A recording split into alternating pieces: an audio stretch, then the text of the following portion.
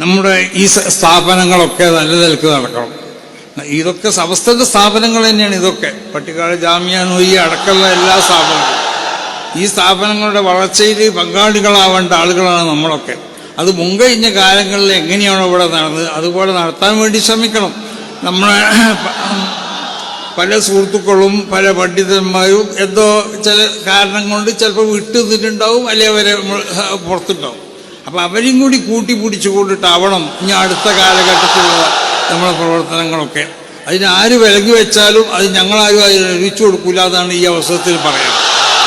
അതാണ് തങ്ങൾക്കും പറയാനുള്ളത്. അങ്ങനെ തന്നെ നമ്മൾ കൂട്ടിപ്പിടുത്തത്തോടു കൂടി മുന്നോട്ട് പോകണം. അതാണ് വേണ്ടത്.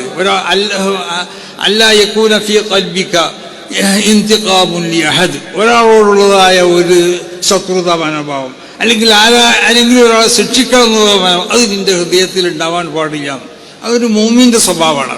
അപ്പോൾ പലരീക്കും പല തെറ്റുകളും ചിലപ്പോൾ ഉണ്ടായിട്ടുണ്ടാവും, അല്ലെങ്കിൽ തെറ്റിദ്ധരിപ്പിക്കപ്പെട്ടിട്ടുണ്ടാവും. എന്തായാലും അതൊക്കെ പരിഹാരം കണ്ടുകൊണ്ടിട്ട് ഇനി അങ്ങോട്ടുള്ള സമയങ്ങളിൽ ഇന്നൽക്ക് തങ്ങന്മാരും നമ്മളൊക്കെ ആയിക്കൊണ്ട് ഒത്തൊരുമിച്ചു കൊണ്ട് പോകണം. അതിന് അല്ലാഹു സുബ്ഹാനഹു വ തആല തൗഫീഖ് ചെയ്യട്ടെ എന്ന് ദുആ ചെയ്തു.